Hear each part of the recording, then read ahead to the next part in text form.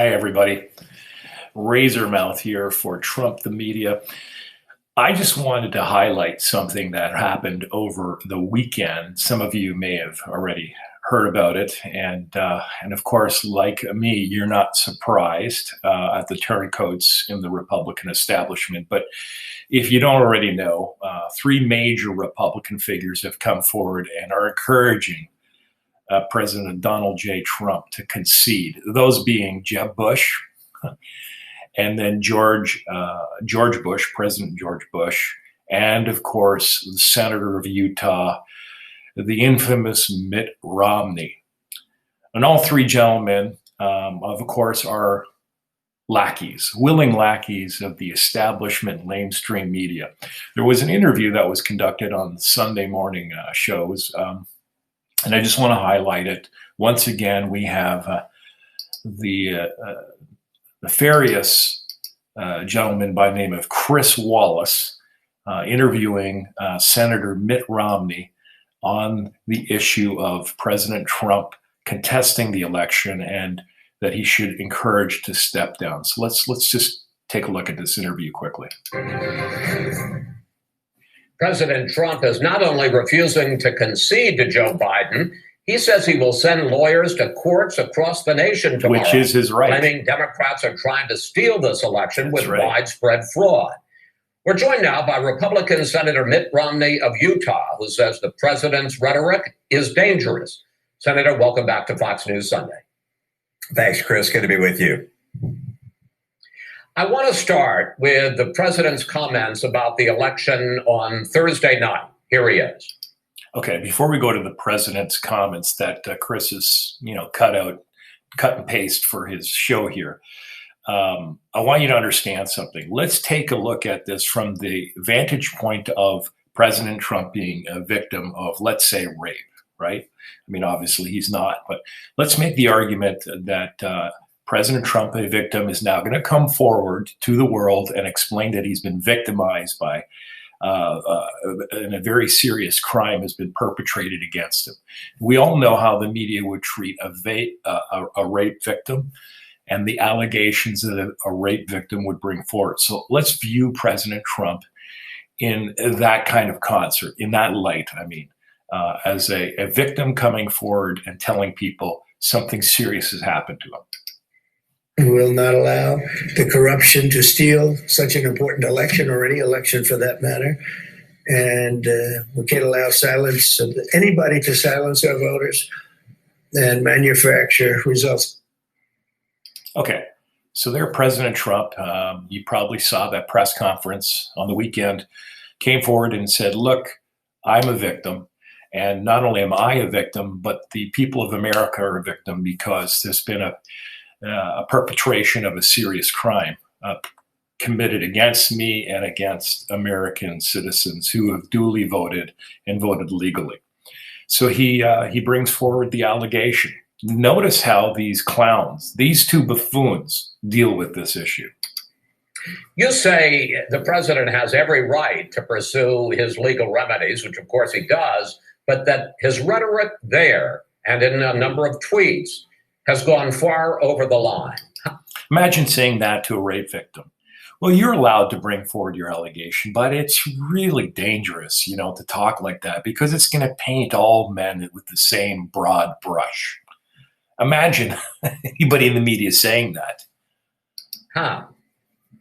Well, I think it is appropriate for the president to make sure that the vote count has been done properly, to carry out recounts where it's a very close contest. If there are any irregularities alleged, to pursue those and to follow every legal option he has. That's what you'd expect of a president in a setting like this. At the same time, I think it's important to choose one's words carefully because the eyes of our children are upon us. The eyes of the world are upon us. Every nation in the world is watching what the president of the United States says. Okay, I'm not sure what that has to do with it. Of course, he's choosing his words wisely. In fact, he's choosing the right words. The election has been stolen. There is fraud. That's the allegation. I don't know how else you put it. There's no point in saying, well, there was some mistakes and there were some irregularities, but, I'm sure that we can trust all the vote counters in the various jurisdictions across the United States to be honorable. No, that's not what's being alleged here, Mr. Romney and Mr. Wallace. What is being alleged is fraud and a crime. And there's no other way to put it. You might not like it. And I'm not sure what this comment about children's eyes being on this. Children's eyes are on when rape victims come forward. I mean, it's just an absurdity beyond absurdity. But let's listen. And there's a battle going on around the world between authoritarianism and freedom. And it's important for the cause of democracy and freedom that we don't allege fraud and theft and so forth unless there's very clear evidence of that. And at this stage, that evidence hasn't been produced. Okay, let's just stop there. This is how buffoonish this person is. Of course, the evidence hasn't been forwarded because the evidence doesn't get forwarded. It doesn't come to light of day until it goes to court. It's in a court of law with rules of application that are applied to what's considered appropriate evidence and not. That's when the Trump team reveals its hands and says, here is the evidence. At this point, they're making the case and they're presenting it. Because you don't want to listen doesn't mean it's not happening. And I mean, imagine putting that forward to, again, a rape victim and saying, well, where's the evidence? Show it to me. Tell me. Outside of the very words of the rape victim themselves saying, this happened to me. And here's the story. The question is, does Trump and the Trump team have a credible story? And based on what we've heard about voter irregularities, about all the late absentee ballots that are missing, the fact that military ballots are missing, the fact that there has been so much irregularity with mail-in voting, the fact that certain polls throughout PA and in various other states stopped counting, the fact that in these polls, poll watchers from the Republican side were barred from watching, there's enough circumstantial evidence to suggest that everything is not above board and needs to be investigated. So I don't know what the heck this clown is insinuating, other than that he is happy to be a lackey of the left wing and the lamestream media. Now, the evidence will be coming forward. In fact, that's what's going to be happening today as the Trump team launches and files all of its courts proceedings and claims against voter fraud and against the Biden team. But let's just continue a little bit more with this interview here. Here's part of a tweet that you wrote this week about President Trump and his rhetoric. I want to put it up on the screen. The president, is wrong to say that the election was rigged, corrupt, and stolen. Doing so damages the cause of freedom here and around the world, weakens the institutions that lie at the foundation of the republic, and recklessly inflames destructive and dangerous passions. Senator. Okay, I'm just going to have to stop here. I can't really tolerate Chris Wallace. I've never liked the guy, and he's shown himself to be such a political hack and a partisan hack.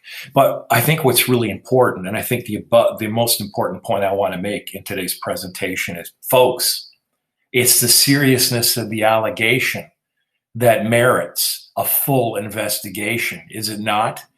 This clown, Chris Wallace, was the same guy back 2 years ago when we were going through the Brent Kavanaugh proceedings, who was more than happy to entertain serious charges of sexual misconduct again from Brent Kavanaugh, from the victim, Christine Blasey Ford. Remember that? Yeah. Remember that woman that came forward suddenly out of nowhere and said, you know, I was a rape victim. I was a victim of sexual assault at the hands of Brent Kavanaugh. And wasn't Chris Wallace, along with all the other media puppets and buffoons, saying it's the seriousness of the charge that necessitates we listen to what she has to say and have a full investigation. And until we have a full investigation, we don't proceed any forward with the acclamation of Brent Kavanaugh to the Supreme Court. In fact, if you do a bit of your homework, I found an article about Chris Wallace. This is from the Washington Post, of course. And here we see Fox News anchor says Kavanaugh case prompted his own daughters to reveal their stories. Now, of course, he gets a little personal about stuff that he heard from his own daughters and their family who talked about something that happened to them when they were in high school. But what's really important here is this last line here. Notice this. I'm just going to highlight it here. Okay. Wallace acknowledged that the allegations were not as serious as those against Kavanaugh, but he said the point is that there are teenage girls who don't tell stories to a lot of people, and then it comes up. And then he goes on to say, and I don't think we can disregard that. And he added, I don't think we can disregard Christine Blasey Ford and the seriousness of this. I think that would be a big mistake. Interesting, isn't it? Suddenly, when it comes to, a political movement that he's all part with, because we know he's a registered Democrat, if it's a Democrat that's laying the allegation and it's serious, then we need to investigate and we got to put the brakes on and not move forward. But in this case, because it's President Donald Trump, well, his words are reckless. Those allegations are going to do damage to the freedom of democracy. But all along, remember, these clowns have always maintained it's the seriousness of the charge that necessitates a full investigation. And until then, we don't proceed. Well, if it's true in the case of the Brent Kavanaugh case and Christine Blasey Ford, how much more so in the case of election fraud and the stealing of the 2020 election? That is inestimable in terms of greatness, in terms of severity. That's really the point I'm making. The severity of the case, the severity of that allegation that the election has been stolen necessitates we put a brake on all of this.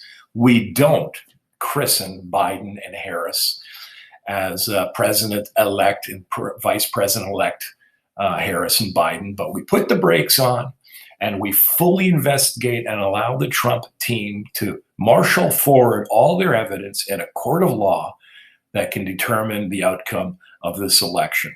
These two buffoons know that, but they're such partisan hacks and they have such hatred for Donald Trump that they're unwilling to be people of integrity. So fret not, my friends. As foolish as they are, the truth will prevail in the end. And of course, as I've said, the seriousness of the allegation, the stealing of the 2002 election, will come to the light of day. Take care.